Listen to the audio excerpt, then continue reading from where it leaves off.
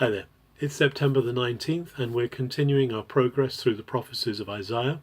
In Hebrew, his name is Yeshayahu, the Lord saves. And we come to balance of chapter 30, and we're going through to chapter 33 in verse 9.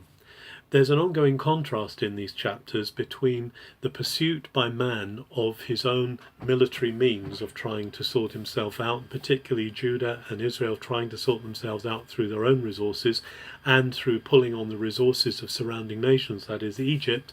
There's a contrast with that and the Lord, who is waiting to restore his people, who is waiting to be the king in Zion, who is waiting to defend them and to bring them peace and to bring them prosperity in all things. And so in chapter 30, starting at verse 11, we find that God is correcting Israel because they haven't listened to God. He's correcting Judah and Jerusalem and saying, you should have just rested. You should have rested in my provision, but you wouldn't. Instead, you went to Egypt. And because of that, you're going to be broken down like a pot. Because the Holy One of Israel should have been your place of rest, and you said we don't want that. So they're going to be pursued.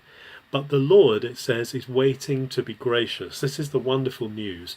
The Lord is going to work through with them. He's not going to abandon them, but he's waiting to be gracious to them, and he will show them that grace. It will result in them forsaking the idols that they've been consulting, trying to get them to do the stuff for them.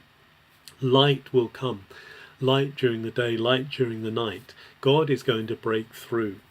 And in chapter 31, there's a reminder of this woe of those who are trying to go to Egypt, because it says the Egyptians are not gods, they're men. The Egyptians are not going to be able to rescue you. However, God is going to himself defend Jerusalem, and he will himself overwhelm the Assyrians.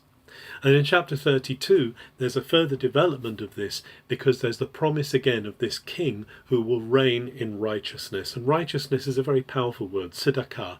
It means right relationship, balance and wholeness. There's a strong purpose here. It isn't just about doing right, it's actually a sense of wholeness, a sense of well-being will come.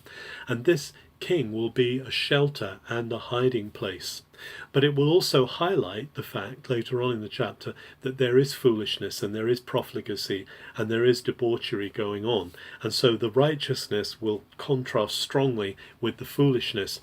There's a word in chapter 32 against the women who have given themselves over to trappings and riches, and they will be uncovered and there will be a woe for them. But the outcome, the eventual outcome, will be the Spirit being poured out, and there will be equity and there will be justice, even in the wilderness places. And this word justice, mishpat, is again another important word that means equity. It means there will come a balance again. There will become that wholeness, that righteousness that only God can bring.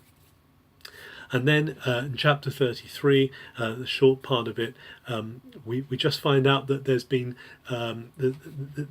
intrigue going on. There's been a trying to buy off the attackers, the Assyrians who are coming in, and it's not worked, and they've come anyway. And so there's been this tension between those who are trying to undermine the Assyrians and those who are actually trying to flee from them, and actually both attempts have failed. But there's a cry out to God. God, we're looking to you to save us. Lord, we're looking to you to rescue us. And so there's going to be a devastation that's coming through this whole land, through the whole earth, if people do not turn and rely on the Lord.